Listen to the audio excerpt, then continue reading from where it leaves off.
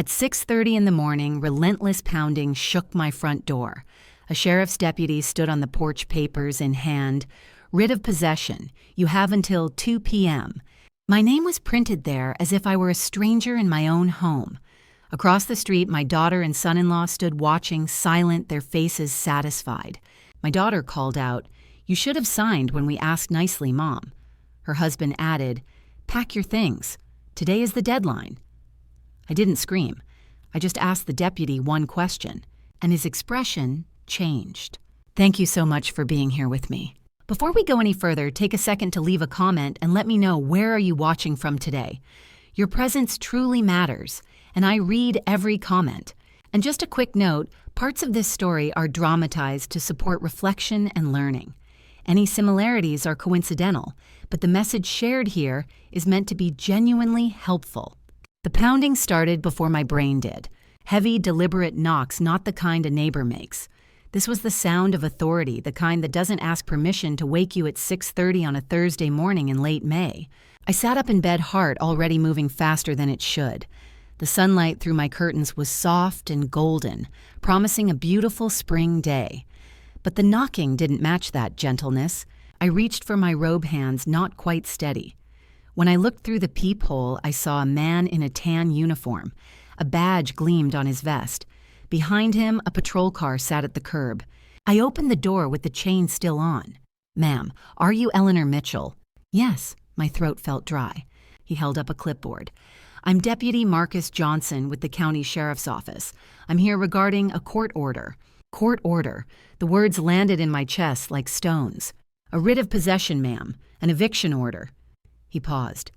"A default judgment was entered 2 weeks ago. This writ authorizes me to secure possession of the property today." The world tilted. Default judgment, I never went to court.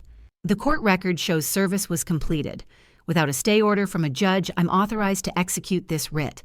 The deadline is 2 o'clock this afternoon. This afternoon? Yes, ma'am. I'm not here to determine ownership. I'm here to execute a court order. My hands wanted to shake. I didn't let them. "This is my house," I said quietly. "My husband and I bought it 35 years ago." Something flickered behind his eyes. "Ma'am, if you believe the order was improperly obtained, contact the court immediately. You need to act quickly." That's when I looked past him across the street. They were standing near my neighbor's mailbox. My daughter Nicole, arms folded. Her husband Kyle beside her, hands in his pockets. They weren't surprised to see a sheriff's deputy on my porch. They were waiting for it. My stomach dropped, but I kept my face still. "May I see the papers?" Deputy Johnson glanced over his shoulder. He saw them too. When he looked back, his jaw had tightened. "Yes, ma'am." He handed me the papers. "I'll need to return by 2 o'clock. If you don't have a stay order by then, I'm required to proceed." I took the papers. My daughter's name was right there, Nicole Patterson, plaintiff. Deputy Johnson pulled a card from his pocket and wrote on the back, "This is the civil unit number. If you can get a stay, call them immediately." It wasn't legal advice. It was a decent man telling me I still had a chance. "Thank you, Deputy." He nodded and walked back to his patrol car. Across the street, Nicole turned toward her car. Kyle followed. Neither looked back. The clock in my hallway chimed 7 times. I closed the door and locked it. The deadbolt sliding into place seemed too loud. I looked at the papers, official stamps, case numbers, legal language designed to confuse. At the top, Mitchell versus Patterson, my last name against my daughter's married name. I walked to the kitchen and set the papers on the table. Robert's coffee mug still sat in the dish drainer. The roses he'd planted were visible through the window, blooming pink in the early light. 35 years in this house. 35 years of mortgage payments and roof repairs. 2 years since Robert died and left it to me through a will that was properly filed, properly probated, properly recorded. And now my daughter had gone to court and told a judge I had no right to be here. My hands were steadier now. The shock was fading, replaced by something colder. 7.5 hours. That's what I had to figure out, what my daughter had done and how to stop it. Deputy Johnson was still standing on my porch, papers in hand. Behind him, I could see Nicole and Kyle across the street. Waiting, watching. I looked down at the documents he'd just shown me. The top sheet was labeled writ of possession, heavy legal language court seals, case numbers. My name was printed at the top, Eleanor Mitchell, defendant. I scanned it quickly. Default judgment. Unlawful detainer. Eviction authorized by order of the court. Enforcement deadline 2 o'clock this afternoon. Deputy, I said, keeping my voice steady. Can you tell me where this was served? He pointed to a line near the bottom of the second page. Says here, service was completed at 128 Maple Terrace Apartment 3B. Substituted service. An adult occupant accepted on your behalf on May 15th. I stared at the address. That's not my address. He looked up. What? I live here. 1847 Oakwood Drive. I've lived here for 35 years. That address, 128 Maple Terrace, that's my daughter's apartment. Deputy Johnson's expression shifted, just slightly, but I saw it. He glanced back at the paperwork, then at me. Who accepted service? I asked. I read the signature line before he could answer. Nicole Patterson. My daughter, I said quietly. The plaintiff. His jaw tightened. He didn't say anything, but I could see him processing it. A plaintiff accepting service on behalf of the defendant at the plaintiff's own address. Even I knew that didn't sound right. Deputy, may I take pictures of these documents? He hesitated for half a second, then nodded. You're allowed to photograph court papers. I pulled out my phone and started taking pictures. The writ, the service address, Nicole's signature, the case number, every page. I flipped through the stack quickly. There were more documents attached exhibits. They were labeled. Buried in the middle, I saw one titled, Quitclaim Deed. My name was at the top, Eleanor Mitchell Grantor, and at the bottom, Nicole Patterson and Kyle Patterson grantees. There was a signature above my printed name. My brain refused to process what it meant. I just focused on getting clear photos of everything, every page, every signature, every stamp before the deputy left. Ma'am, Deputy Johnson said, his tone softer now. If you believe service was improper, you need to file an emergency motion with the court, today, before 2 o'clock. He pulled a business card from his pocket and handed it to me. The civil unit number is on the back. They can tell you what forms to file. I took the card. If you don't have a stay order by 2 p.m., he continued, I'll have to come back and enforce this writ. I don't have a choice. That's my job. I understand. He looked at me for a long moment. Then he glanced back across the street at Nicole and Kyle still standing there, still watching. His expression hardened. Good luck, ma'am, he said quietly. He walked back to his patrol car and drove away. I stood on the porch alone, holding my phone and the business card. My hands were steady, but my heart was pounding so hard I could feel it in my throat. Across the street, Nicole's arms were crossed. Kyle said something to her and she nodded. They thought this was over. They thought I'd panic or cry or give up. I didn't. I turned and walked back inside, closing the door behind me. I sat down at the kitchen table and opened the photos on my phone, zooming in on each one. The writ, the service address, the quitclaim deed, Nicole's signature accepting service for me. I didn't understand all of it yet, but I understood enough. This wasn't a mistake. This was deliberate, and I had 7.5 hours to fight back. The door closed behind me with a soft click. I locked the deadbolt, then the chain. My hands weren't shaking anymore. The shock had burned off, leaving something clearer in its place. I went straight to the bedroom and pulled the fireproof safe from the closet shelf. Gray metal combination lock. Robert had bought it the year we paid off the mortgage. Inside, everything was organized from after his funeral. The deed to the house recorded 2 years ago in my name alone. The probate distribution order.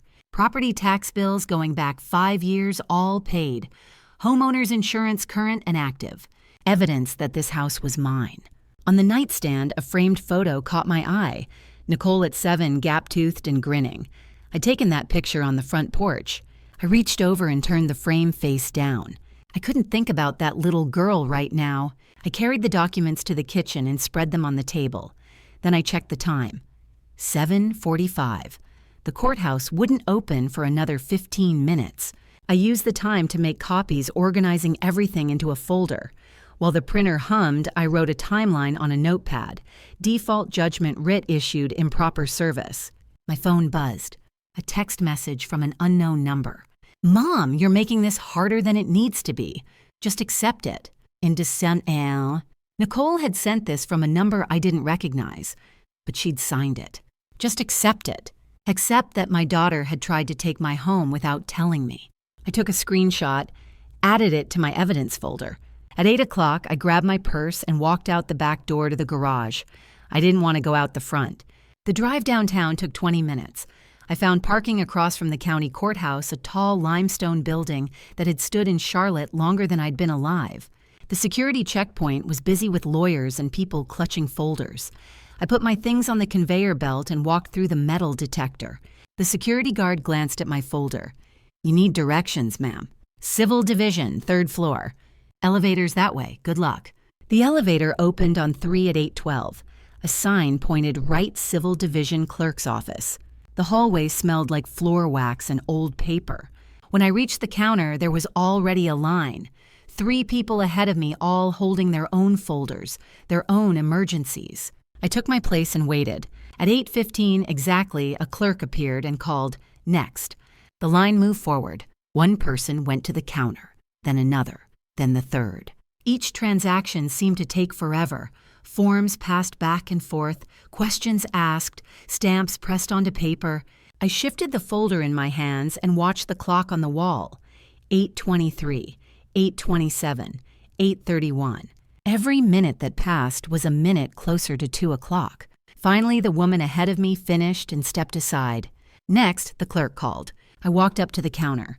The clerk looked up at me, a man in his 40s with tired eyes and a name tag that read, Daniel Foster. "How can I help you?" "I need to file an emergency motion to stay in eviction."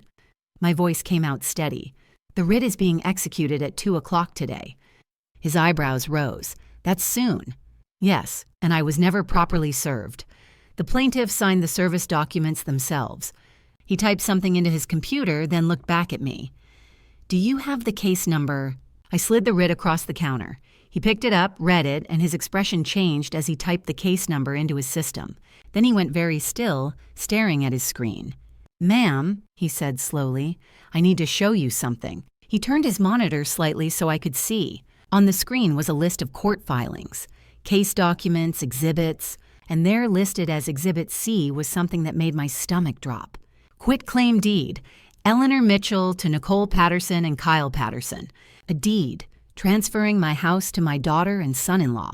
A deed I'd never signed.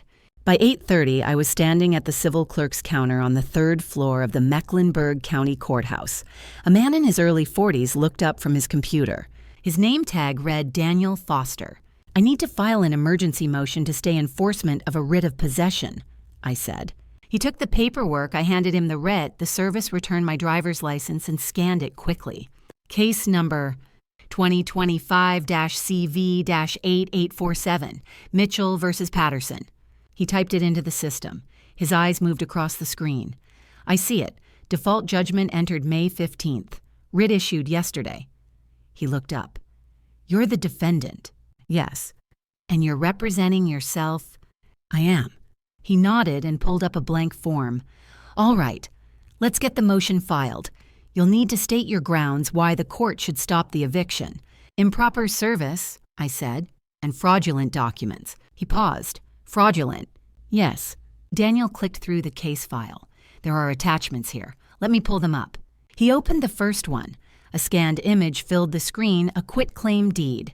Eleanor Mitchell to Nicole Patterson and Kyle Patterson, dated May 10th at 2 in the afternoon. I'd seen this document an hour ago when I photographed the eviction packet on my porch, but seeing it enlarged on the court monitor, I could see details I'd missed before. The signature, supposedly mine, was too careful. The loops were wrong. The tail on the M was too short. It wasn't just a mistake. It was a forgery, cold, calculated. "There it is," I said, "a deed I never signed." Daniel studied the screen. He didn't comment, just opened the next document. A residential lease agreement. Landlords Nicole Patterson and Kyle Patterson. Tenant Eleanor Mitchell. Monthly rent $1,200. They forged a lease, too, I said, to make it look like I'm renting my own house. Daniel's face remained neutral, but I saw his eyes narrow slightly. He pulled up another document, the proof of service. "Ma'am," he said carefully, The court file shows that service was completed at 128 Maple Terrace Apartment 3B. He turned the monitor so I could see it. The law requires service to be made at the defendant's actual residence. Is that your address? No, that's my daughter's apartment. I live at 1847 Oakwood Drive. I've never lived at Maple Terrace. He nodded slowly. I'm noting here that the service address matches the plaintiff's address listed at the top of the complaint. He highlighted both addresses on the screen. They were identical. You should point that out to the judge in your motion, he said. Be very specific about where you actually live and where you were supposedly served. I understood immediately. Improper service. If I was never properly notified, the entire default judgment could be invalid. Daniel handed me a stack of forms. Fill these out completely. Emergency motion to stay and motion to vacate default judgment. List every issue: improper service, forged deed, fraudulent lease. Attach copies of your ownership documents, anything that proves the property is yours. I have those. Good. And if you have proof you were somewhere else when the deed was supposedly signed, bring that too. I do. He glanced at the clock.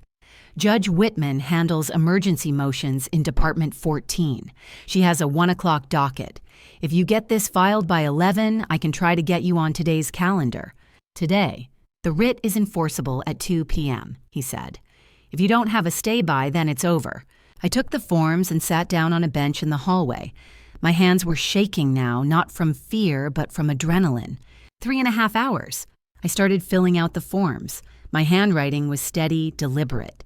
Every blank I filled was another step toward the truth. Every box I checked was a chance to fight back. By the time I looked up, it was 9:15.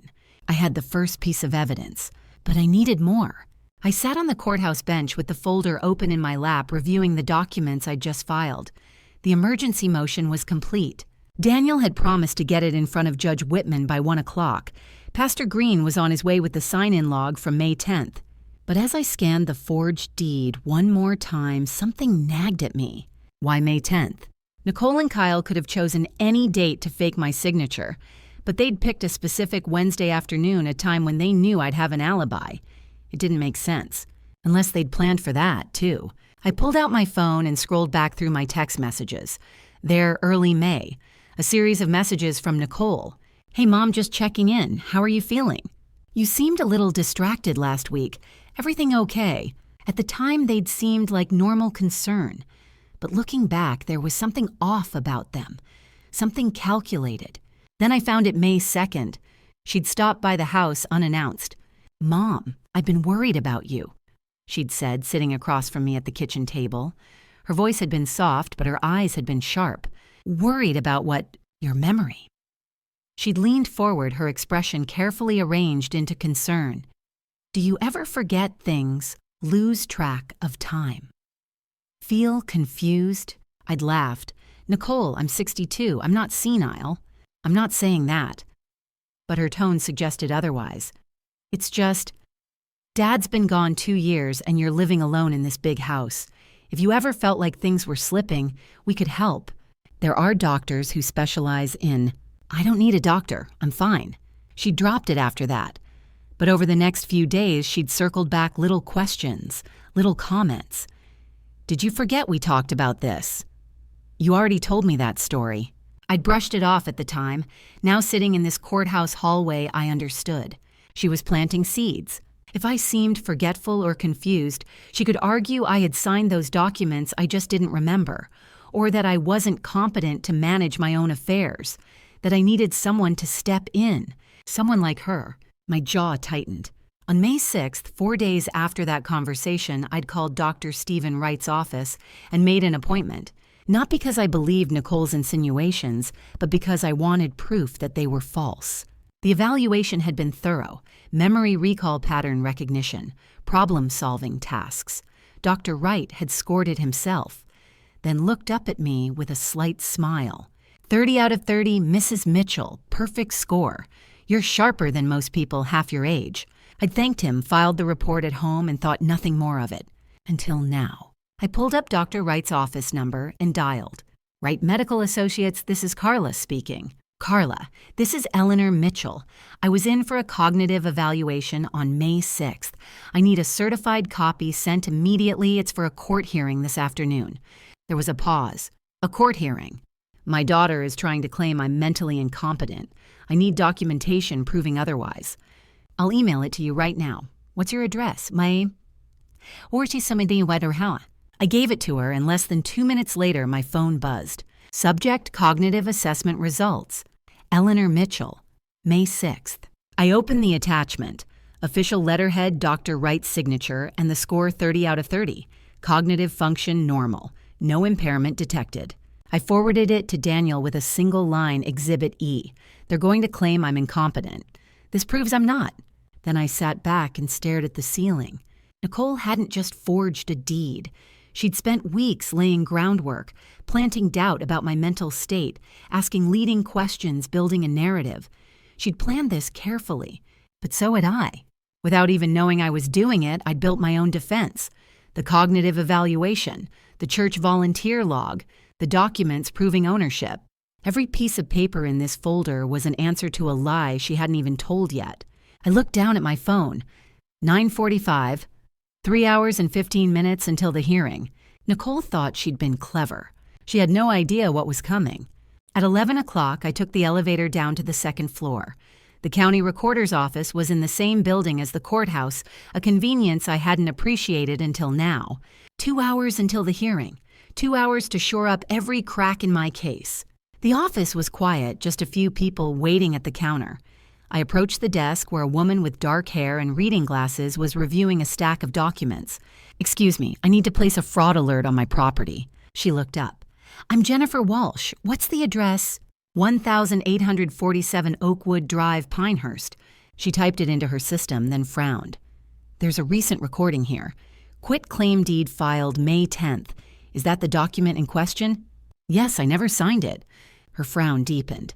"Let me pull up the image." She clicked through a few screens, then turned the monitor toward me.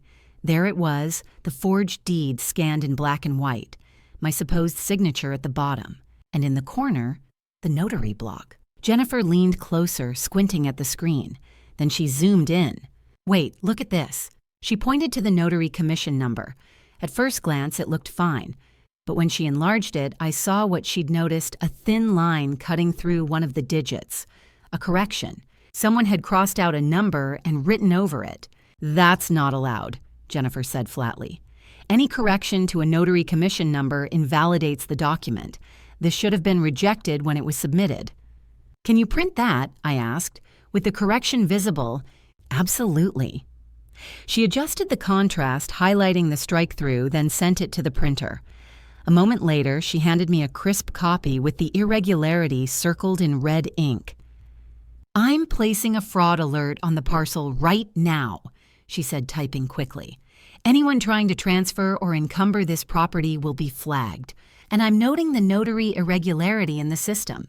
"Thank you." She looked at me with something close to sympathy. "Good luck in court."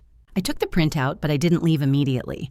I pulled out my phone and found the contact information for Susan Hendricks, the notary listed on the deed. I dialed. "Hello. Ms. Hendricks, this is Eleanor Mitchell. You notarized a quitclaim deed on May 10th that transferred my house to my daughter. I'm standing in the county recorder's office right now looking at your notary stamp. There's a correction mark on your commission number." Silence. "Ms. Hendricks, I have a court hearing at 1 o'clock today in Department 14 with Judge Barbara Whitman. The judge is going to see this irregularity. You can come to the courthouse voluntarily and explain what happened, or I can file a formal complaint with the Secretary of State and let them investigate. But either way, this is coming out." Her voice was barely a whisper. "What courtroom?"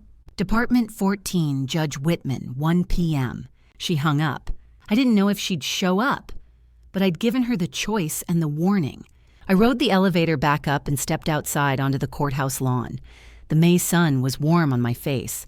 I sat on a bench beneath a magnolia tree and pulled out my phone. An email notification sat at the top of my screen. From Wright Medical Associates, subject certified cognitive evaluation, Eleanor Mitchell. I opened it. Dr. Wright's letterhead filled the screen, followed by a formal assessment summary.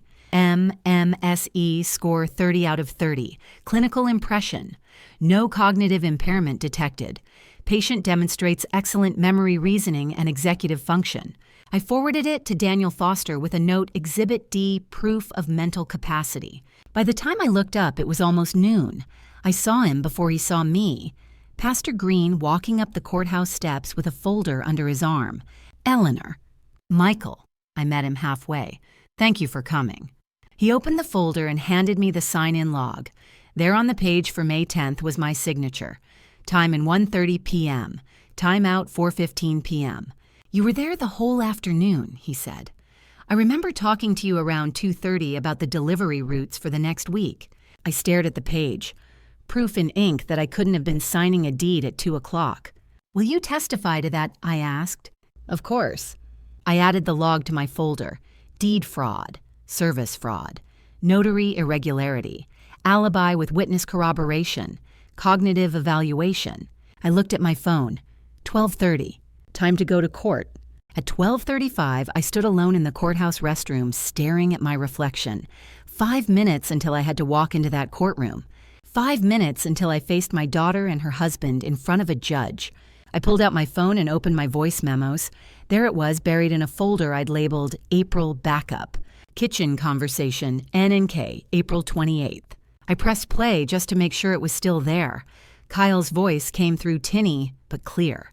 We're in financial trouble. I stopped it. The file was intact.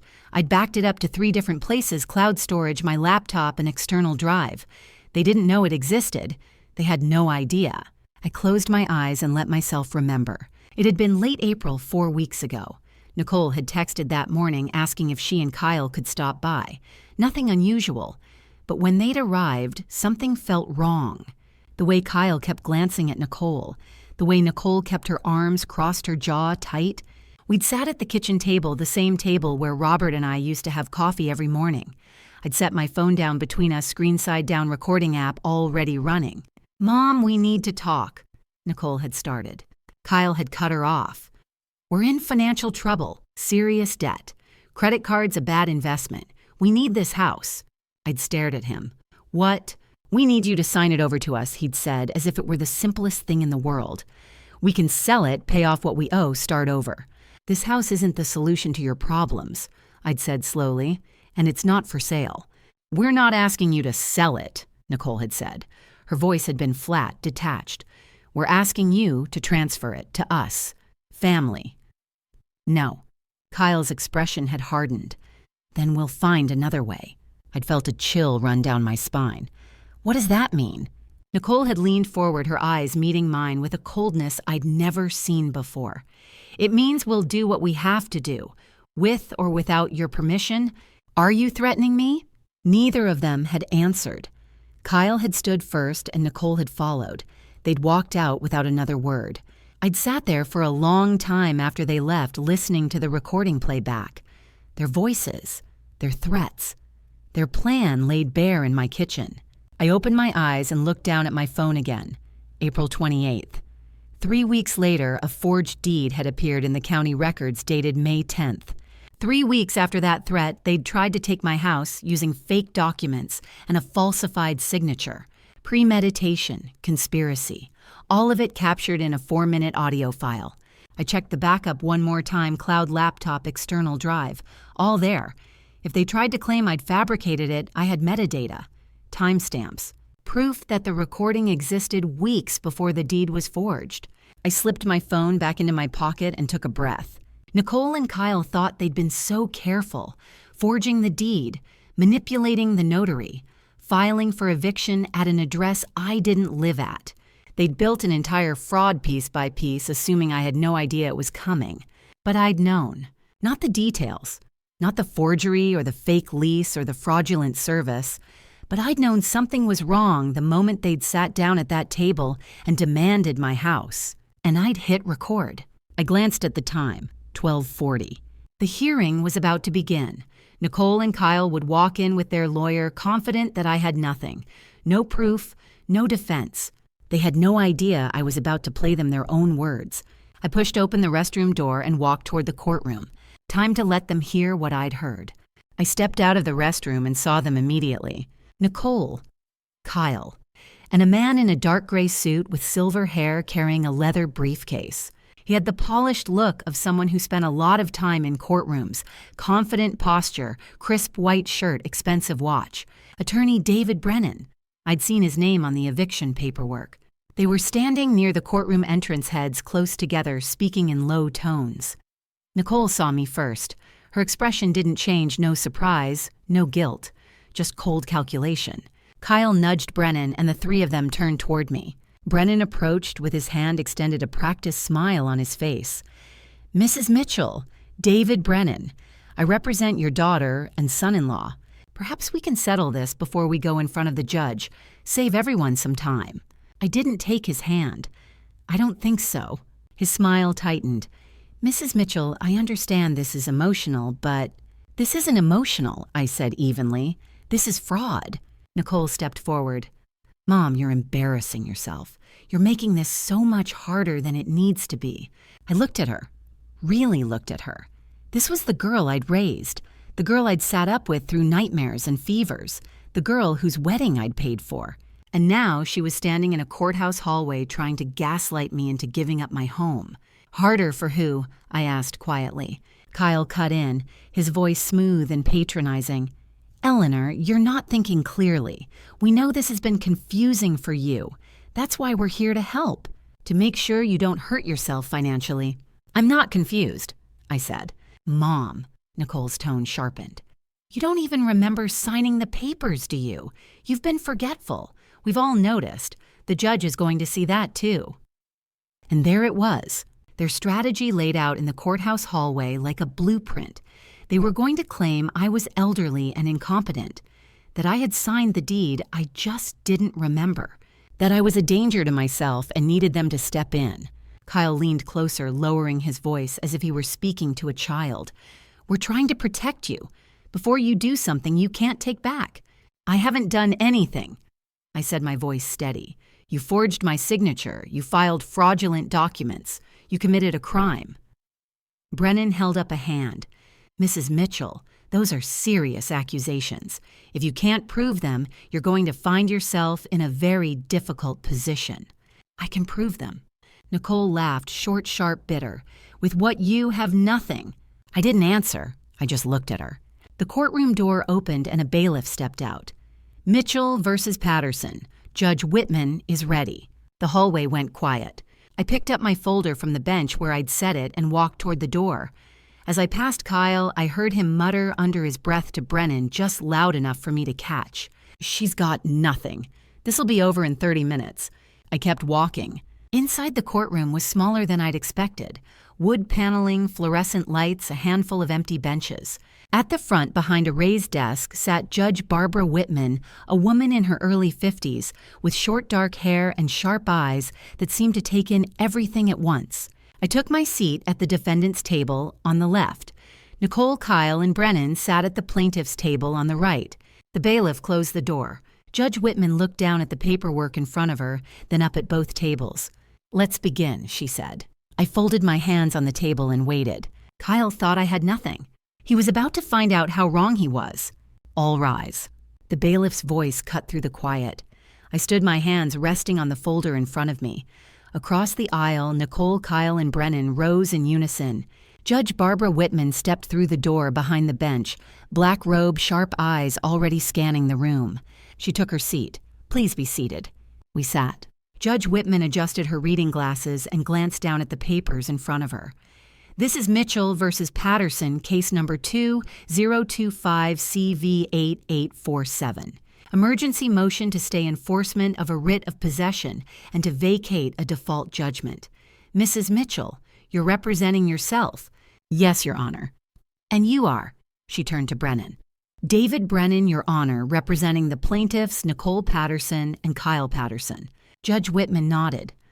Mr. Brennan, your clients filed for eviction based on a quit-claim deed and a residential lease. Mrs. Mitchell claims improper service and fraudulent documents. Walk me through your position. Brennan stood smoothing his tie. Your Honor, this is an unfortunate family matter. My clients are Mrs. Mitchell's daughter and son-in-law. They're deeply concerned about her well-being. I felt my jaw tighten. Mrs. Mitchell did sign the deed transferring the property. Brennan continued. She also signed a lease agreement to remain as a tenant. The issue is that she doesn't remember doing so. Judge Whitman looked up. She doesn't remember... No, Your Honor. Mrs. Mitchell is 62 years old. She's a widow. She lives alone. Over the past several months, my clients have observed signs of cognitive decline, forgetfulness, confusion, disorientation. They believe Mrs. Mitchell signed the documents during a period of clarity but has since forgotten due to ongoing mental impairment. The words hung in the air. I stared at Brennan. He was lying calmly professionally with the kind of confidence that made it sound like fact. Your Honor. Brennan went on, my clients didn't want to take legal action, but when Mrs. Mitchell became increasingly combative, they had no choice. They acted out of concern for her safety and financial stability. Judge Whitman's gaze shifted to me. Mrs. Mitchell, what's your response? I stood. Your Honor. I'm not confused. I didn't sign those documents. My signature on the deed and the lease was forged. I can prove I was somewhere else when the deed was allegedly notarized. And I can prove I'm of sound mind. Brennan cleared his throat. Your Honor, with all due respect, this is exactly the kind of denial we've been dealing with. This is consistent with memory impairment. Mr. Brennan, Judge Whitman said sharply, let Mrs. Mitchell speak. Brennan sat. Judge Whitman looked at me. You're claiming the signature is forged? Yes, Your Honor. And you have evidence? I do. I have notary irregularities on the deed itself. I have proof of improper service. The eviction was served at an address where I don't live. I have an alibi for the date and time the deed was supposedly signed with a witness. And I have a certified cognitive evaluation from a licensed physician showing no impairment whatsoever. Judge Whitman leaned forward. You have a cognitive evaluation. Yes, Your Honor, dated May 6th. I scored 30 out of 30 on a standardized memory test. The doctor's report states my cognitive function is excellent, well above average for my age. I saw Brennan's jaw tighten. Nicole and Kyle exchanged a glance. Judge Whitman looked down at her notes, then back at me. When did you obtain this evaluation? 3 weeks before the deed was filed. Why? I glanced at Nicole. Because my daughter started asking me questions about my memory. She wanted to know if I was forgetful, if I felt confused. It seemed strategic, so I went to my doctor and had myself tested. I wanted documentation. Judge Whitman's expression didn't change, but something shifted in her eyes. You anticipated this. I anticipated something. The judge turned to Brennan. Mr. Brennan, your clients claim Mrs. Mitchell has cognitive impairment. She's presenting medical evidence that contradicts that. Do you have any medical documentation supporting your claim? Brennan hesitated. No, Your Honor. Our observations are based on interactions over several months. Observations, not medical records. Correct. Judge Whitman looked back at me. Mrs. Mitchell, you said you have substantial evidence. Let's see it. I picked up the folder. This was it. I pulled the first document from my folder, a crisp official letterhead with Dr. Stephen Wright's name at the top. I handed it to the bailiff, who carried it to Judge Whitman. She put on her reading glasses and scanned the page. Her expression didn't change, but I saw her eyes pause at certain lines. Cognitive assessment, she read aloud. Patient Eleanor Mitchell. Evaluation date May 6th. She looked up at me. That's 3 weeks before the deed was filed. Yes, Your Honor.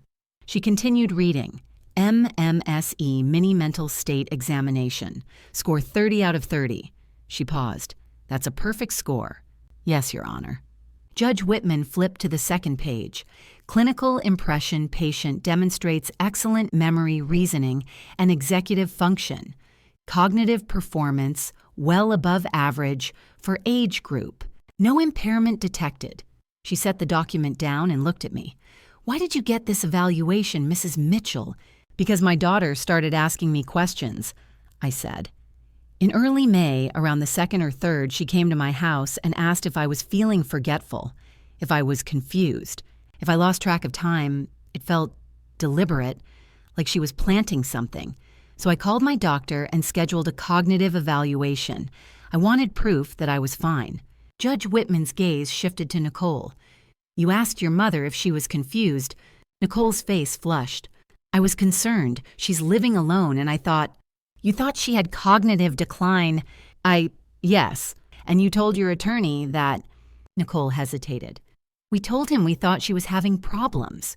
Judge Whitman turned to Brennan. Mr. Brennan, you stood in this courtroom and told me Mrs. Mitchell has observable cognitive decline, forgetfulness, confusion, disorientation. This evaluation, dated 3 weeks before the deed was signed, shows a perfect score. Excellent cognitive function, no impairment. How do you explain that? Brennan stood slowly. Your Honor, we acted in good faith based on the information our clients provided. If there was a misunderstanding, a misunderstanding. Judge Whitman's tone was sharp. Your clients told you their mother was mentally impaired. This document says the opposite. Either they were mistaken or they lied. The courtroom went silent. Brennan cleared his throat. Your Honor, my clients genuinely believed. Mr. Brennan. Judge Whitman's voice cut through his words like a blade. Your clients are sitting right here. Let me ask them directly. She turned to Nicole. Ms. Patterson, did you tell your attorney that your mother was incompetent? Nicole glanced at Kyle, then back at the judge. We thought she was having memory problems. Based on what? Based on conversations. Things she said. Things she said, Judge Whitman repeated. And yet 3 weeks before the deed you claim she signed, she scored perfectly on a cognitive test administered by a licensed physician. Does that sound like someone with memory problems? Nicole didn't answer. Judge Whitman looked back at the evaluation, then at me. Mrs. Mitchell, you said you anticipated this. You knew they were going to claim you were incompetent. I suspected it, I said quietly. The questions Nicole asked felt like a setup, so I documented the truth. Judge Whitman leaned back in her chair. Her eyes moved from me to Nicole to Kyle, and I could see the shift happening, the skepticism settling and the credibility draining away from the plaintiff's table. Mrs. Mitchell, she said, you mentioned you have more evidence, notary irregularities, improper service, an alibi. Yes, Your Honor. Let's see it. I reached into my folder again. Across the aisle, Kyle's jaw tightened. Nicole stared at the table in front of her. Brennan sat down, and for the first time since the hearing began, he looked uncertain. Judge Whitman was listening now, really listening, and I was just getting started. I pulled out the next document, a photocopied page with neat columns and handwritten signatures. I handed it to the bailiff. Judge Whitman took it and studied the page. What am I looking at, Mrs. Mitchell? A sign-in log from St. Mark's Community Church, Your Honor, Wednesday, May 10th. She scanned the columns. I see your signature here. Time in 1:30 p.m. Time out 4:15 p.m. Yes, Your Honor. The deed claims I signed it on May 10th at 2 o'clock in the afternoon, but I was at the church food bank that entire afternoon. I've volunteered there every Wednesday for 15 years. Judge Whitman looked up. You have a witness. Yes, Your Honor. Pastor Michael Green is here. The judge nodded to the bailiff, who stepped into the hallway. A moment later, Pastor Green entered gray hair, kind eyes, wearing a simple button-down shirt and slacks. He walked to the witness stand and the bailiff swore him in. Please state your name for the record, Judge Whitman said. Michael Green. I'm the pastor at St. Mark's Community Church in Pinehurst. Pastor Green, do you know the defendant Eleanor Mitchell? I do, Your Honor. She's been volunteering at our food bank for 15 years, every Wednesday afternoon without fail. Were you at the church on Wednesday, May 10th? I was. Was Mrs. Mitchell there? Yes, Your Honor. She signed in at 1:30 and stayed until after 4. I spoke with her personally around 2:30 that afternoon. We were discussing the delivery schedule for the following week because we'd received extra donations. Judge Whitman glanced down at the deed in front of her. So, at 2 o'clock, the time the deed claims Mrs. Mitchell signed it, she was at your church 3 miles away organizing food donations. That's correct. Judge Whitman leaned back in her chair. Thank you, Pastor Green. You're excused. Pastor Green nodded and stepped down. As he walked past me, he gave my shoulder a light squeeze, silent reassurance, and left the courtroom. Judge Whitman looked at Brennan. Mr. Brennan, your clients claim Mrs. Mitchell signed a deed at 2 p.m. on May 10th. She has a sign-in log and a credible witness placing her somewhere else at that exact time. How do you explain that? Brennan stood. Your Honor, let me show you something else, I said, pulling another document from my folder. I handed it to the bailiff. Judge Whitman took it. What's this? The proof of service filed with the court, Your Honor, the document that shows I was served with the eviction notice. She examined it, her brow furrowing. This says service was completed at 128 Maple Terrace Apartment 3B. An adult occupant accepted service on your behalf. She looked up. Is that your address, Mrs. Mitchell? No, Your Honor, that's my daughter's address. Judge Whitman's eyes narrowed. She turned to the signature line. It says here that Nicole Patterson accepted service on May 15th. She looked across the aisle. Ms. Patterson, is that your signature? Nicole hesitated, then nodded. Yes. You accepted service for your mother in a lawsuit you filed against her. Yes. Judge Whitman set the document down slowly. Ms. Patterson, you are the plaintiff in this case. You cannot accept service on behalf of the defendant. That's improper service. The defendant has a right to be notified at their actual address, not yours. Nicole opened her mouth, then closed it. Judge Whitman's voice grew sharper. Did you tell Mrs. Mitchell about this lawsuit? We tried. Did you serve her at her home? At 1847 Oakwood Drive. No. So you filed for eviction accepted service yourself at your own apartment and allowed a default judgment to be entered without your mother ever knowing there was a lawsuit. Silence. Judge Whitman looked at Brennan. Mr. Brennan, did you know your clients accepted service at their own address? Brennan's face had gone pale. Your Honor, I reviewed the service return. I assumed it had been done properly. It wasn't. Judge Whitman said flatly. She flipped through the case file in front of her, her jaw tight. This case should never have reached a default judgment. The service was fraudulent. The defendant was never properly notified. She looked up at me. Mrs. Mitchell, you mentioned there was another detail about the deed. Yes, Your Honor. I said, my voice calm but firm. If the court would look again at Exhibit C, the quitclaim deed. At the bottom, in the notary's identity verification section, there's a driver's license number listed as proof of my identity. Judge Whitman put her reading glasses back on and peered at the document. I continued. The license number on that deed ends in 931. But Your Honor. I pulled out my wallet and removed my driver's license, handing it to the bailiff. My actual driver's license, which I've had for 10 years, ends in 617. Nicole was in such a hurry to fabricate this document that she either used a fake identification number or confused mine with someone else's. It proves that the person who supposedly signed that deed wasn't me, and that the notary never actually checked the ID of the person signing. Judge Whitman held my license up to compare it with the deed. Then she looked up at Nicole with an expression so cold I saw my daughter flinch. A very interesting technical error, Ms. Patterson, the judge said, her voice dripping with sarcasm. Nicole stared at the table. She said nothing. Judge Whitman was no longer neutral. She was angry. And I wasn't done yet. If you're still here, I want to pause for just a moment. At this point in the story, if you were in my place, would you choose to confront the truth or stay silent to protect family? Share your honest thoughts in the comments below. Just a quick note before we continue, the next part includes dramatized elements for storytelling and reflection. Some details may be adapted, so feel free to stop here if you prefer. Your Honor. I said, I have one more piece of evidence. Audio evidence. Judge Whitman looked up sharply. Audio? Yes, Your Honor. A recording from April 28th, 3 weeks before the deed was filed. She leaned forward. Go ahead. I pulled out my phone, connected it to the small speaker I'd brought, and pressed play. The courtroom went silent. Then Kyle's voice filled the room. We're in serious debt. Credit card's a bad investment. We need this house. My voice quieter. This house isn't the solution to your problems. Kyle again. Sign it over to us. We can sell it, pay off what we owe. I'm not signing anything. A pause. Then Kyle's voice colder. Then we'll find another way. And finally, Nicole. Flat. Emotionless. We'll do what we have to do, with or without your permission. The recording ended. The courtroom was so quiet I could hear the hum of the fluorescent lights overhead. Judge Whitman looked at Brennan. Mr. Brennan, Do your clients dispute the authenticity of this recording or the voices identified? Brennan glanced at Kyle, whose face had gone gray.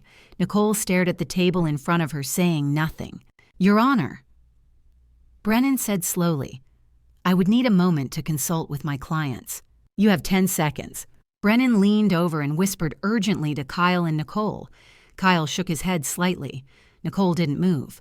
Brennan straightened. No objection to authenticity, Your Honor. Judge Whitman nodded. The recording is admitted into evidence. She turned to Kyle. We'll find another way. 3 weeks later, a forged deed appears in the county records. Is that the other way you meant? Kyle's jaw tightened. That was taken out of context. It was recorded, Judge Whitman said flatly. The context is very clear. You told your mother-in-law you'd take her house with or without her permission. Then you did exactly that. Kyle said nothing. Before anyone could respond, the courtroom door opened. A woman in her early 40s stepped inside, pale and clutching her purse. Susan Hendricks. Judge Whitman looked surprised. Ms. Hendricks, Susan's voice shook. Your Honor, I was contacted this morning by Mrs. Mitchell. She told me there was a hearing today about a deed I notarized. I came because I need to tell the truth. Judge Whitman's expression shifted something between skepticism and cautious respect. Approach the bench. Susan walked forward slowly, clutching her purse. The bailiff swore her in. Ms. Hendricks. Judge Whitman said, Do you have your notary journal with you? Susan nodded and pulled out a small leather-bound book from her purse. She handed it to the bailiff, who passed it to the judge. Judge Whitman flipped to the entry for May 10th. Walk me through this notarization. Did you witness Eleanor Mitchell sign this deed? Oh, Susan's eyes filled with tears. No. Speak up, please. No, Your Honor, I didn't witness her sign. The courtroom seemed to hold its breath. Then why is your signature on this deed? Judge Whitman asked. Susan's voice broke. Nicole brought the deed to me. It was already signed. She said her mother had signed it earlier but forgot to get it notarized. She's my neighbor. She pressured me. I knew it wasn't right, but She stopped, wiping her eyes. I was wrong. I'm so sorry. Judge Whitman set the journal down. Her expression was carved from stone. Ms. Hendricks, you understand that notarizing a document without witnessing the signature is fraud. Yes, Your Honor. You'll be hearing from the Secretary of State's office regarding your commission. You're excused. Susan nodded and hurried out of the courtroom, still crying. Judge Whitman turned back to me, then to Nicole and Kyle. Let me summarize what I've heard today, she said. Mrs. Mitchell has a perfect cognitive evaluation. She has an airtight alibi proving she couldn't have signed the deed. She has proof of improper service. She has a recording of you threatening to take her house without her permission. And now I have a notary admitting she falsified the notarization. She leaned forward. You didn't just file a fraudulent eviction. You orchestrated it. You planned it. And you lied to this court about every single aspect of it. Nicole stared at the table. Kyle's face had gone gray. Judge Whitman looked at me. Mrs. Mitchell, I've seen enough. Judge Whitman closed the notary journal and set it aside. She looked down at the case file, then up at both tables. I've heard enough, she said. The courtroom went still. This court hereby vacates the default judgment entered on May 15th. The writ of possession is dissolved. The unlawful detainer case is dismissed with prejudice. I felt something loosen in my chest, a knot I hadn't realized I'd been carrying for weeks. Judge Whitman wasn't finished. She turned to Nicole and Kyle, her expression hard. Ms. Patterson, Mr. Patterson, you attempted to steal your mother's house. You forged her signature on a deed. You fabricated a lease agreement. You filed for eviction using fraudulent service. You lied to this court about her mental capacity. You threatened her. You manipulated the legal system. Nicole stared at the table. Kyle's jaw was clenched tight. Elder abuse. Judge Whitman continued, is one of the most despicable acts a person can commit. To exploit your own mother for financial gain is beyond reprehensible. She began writing on a form. I am referring this case to the District Attorney's Office for Criminal Investigation. The charges I'm recommending include fraud conspiracy to commit fraud forgery, elder financial exploitation, and coercion. Brennan shifted in his seat but said nothing. Judge Whitman looked at me. Mrs. Mitchell, I'm ordering that certified copies of this ruling be provided to you. File them immediately with the county recorder's office to clear any cloud on your title." "Yes, Your Honor, thank you." She turned back to Nicole and Kyle. "I am also issuing a temporary restraining order. You are hereby prohibited from contacting Mrs. Mitchell in any form by phone, text, email, or in person. You are restricted from coming within 500 feet of her residence.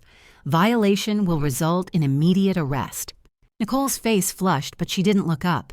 Judge Whitman looked at the bailiff. "Contact the sheriff's civil unit. Inform them the writ of possession has been dissolved. Mrs. Mitchell is not to be disturbed."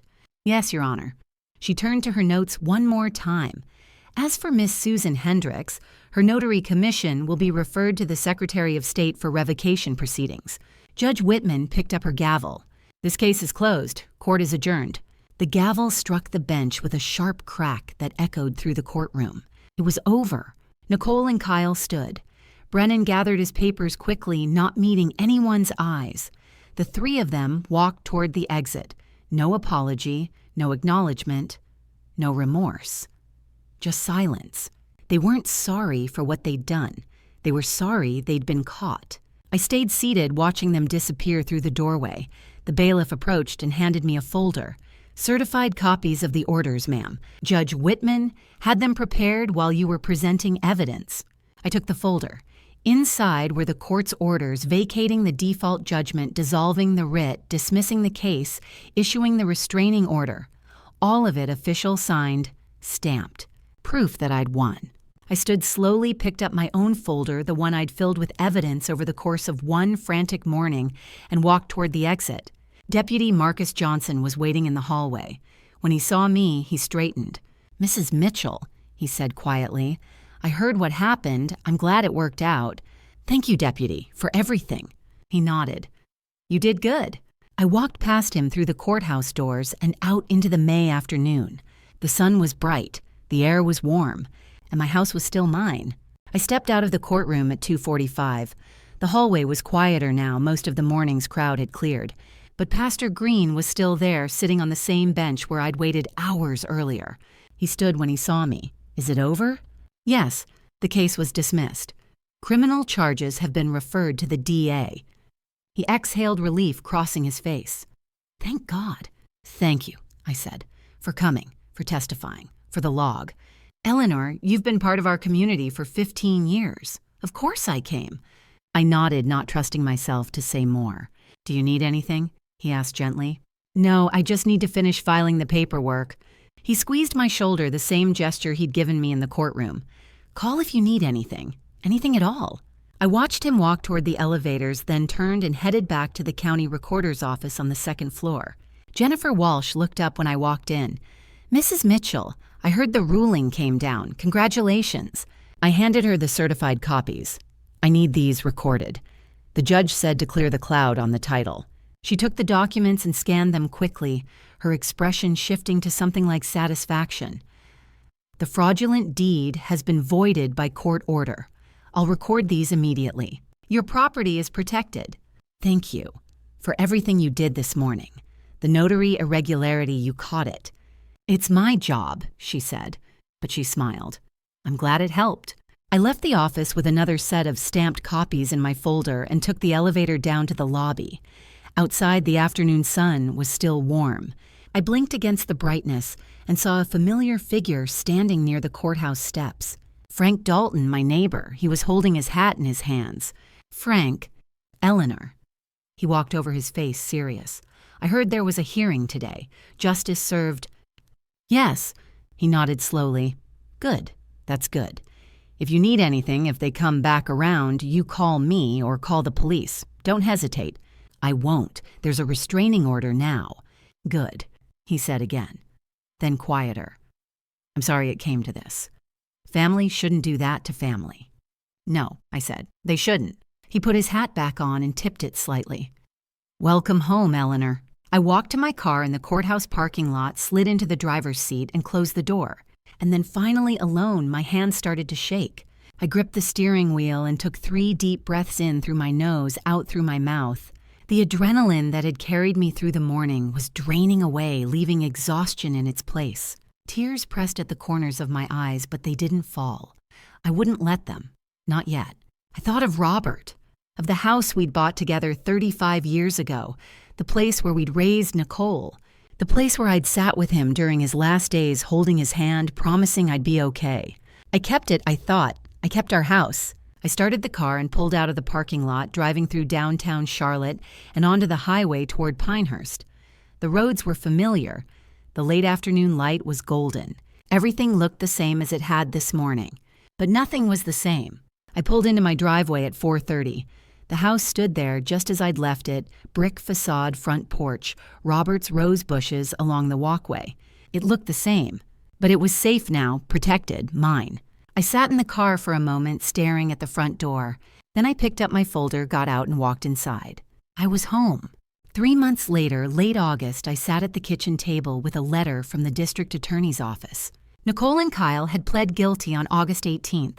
I read the sentencing summary twice, letting the words settle into something real. Nicole, 18 months in jail, 5 years. Probation, $15,000 in restitution.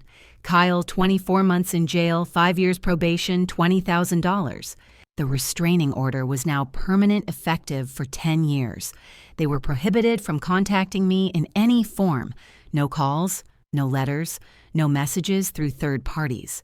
Susan Hendricks had her notary license permanently revoked. She'd paid a $5,000 fine and received 6 months probation. The Secretary of State's office had added her name to a public registry of sanctioned notaries. There had been a small article in the local paper the week after the sentencing brief, factual buried on page 7 in the court proceedings section. Local woman sentenced in elder fraud case. I'd clipped it and filed it away with the rest of the documents, evidence that it had happened, that I hadn't imagined it. There had been no apology from Nicole, no letter slipped under the door, no message passed through an attorney, just silence. And maybe that was answer enough. I folded the letter and set it aside. The house was different now. I'd changed every lock the week after the hearing, new deadbolts, new keys, new sense of security. I'd installed a video doorbell and security cameras covering the front porch, back door, and driveway. My important documents, deeds, wills, tax records. The certified court orders were organized in labeled folders inside the fireproof safe in my bedroom closet. Not paranoia, prudence. There's a difference. Pastor Green still stopped by once a week, usually on Thursday afternoons. We'd sit on the front porch with iced tea and talk about church events, the food bank, the weather, the Carolina Panthers' chances this season. He never asked about Nicole unless I brought her up first. I appreciated that more than I could say. Frank Dalton still kept an eye on things from next door. He'd wave when he saw me working in the yard, and once a week, he'd walk over with some excuse returning a borrowed rake, asking about my tomato plants, and check if I needed anything. I didn't usually, but I was grateful he asked. It reminded me I wasn't invisible, that people still saw me as a person, not a victim. I still volunteered at the food bank every Wednesday afternoon. Same time, same people, same routine. The other volunteers had heard bits and pieces of what happened, small towns talk, but no one pried. They just welcomed me back, handed me a clipboard, and put me to work sorting canned goods. Life went on, quietly, steadily.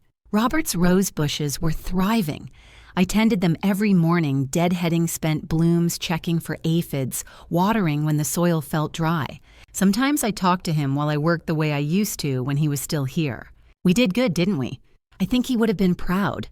Not of the fight he hated conflict, but of the fact that I'd stood my ground without losing myself in the process. I lived alone, but I wasn't lonely. There's a difference between solitude and isolation. I had my routines, my community, my house, my peace.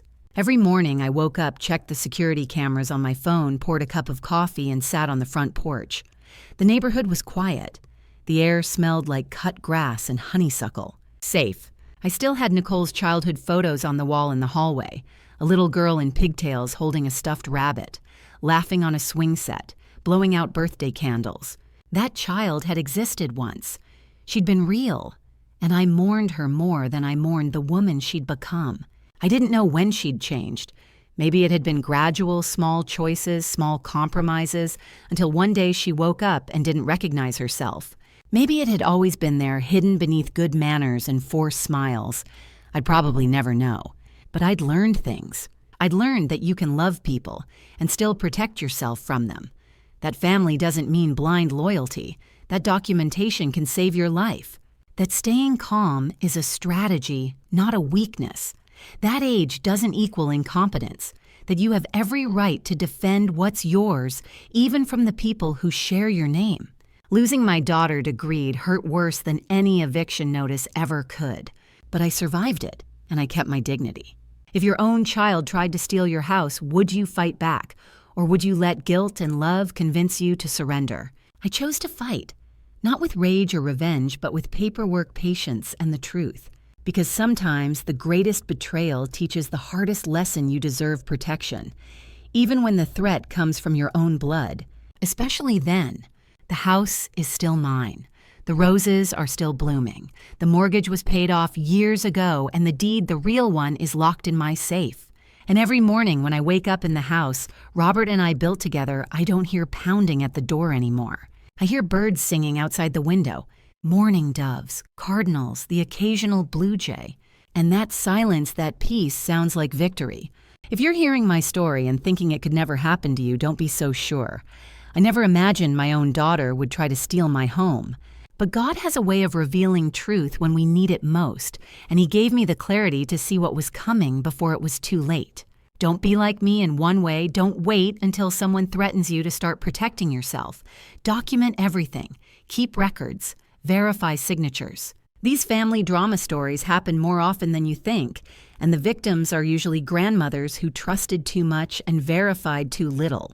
But do be like me in this trust your instincts. When something feels wrong, it probably is. God gave us intuition for a reason. When Nicole started asking about my memory, I listened to that small voice inside and got tested. That one decision saved my house. Here's what these family drama stories teach us. Family doesn't mean blind loyalty.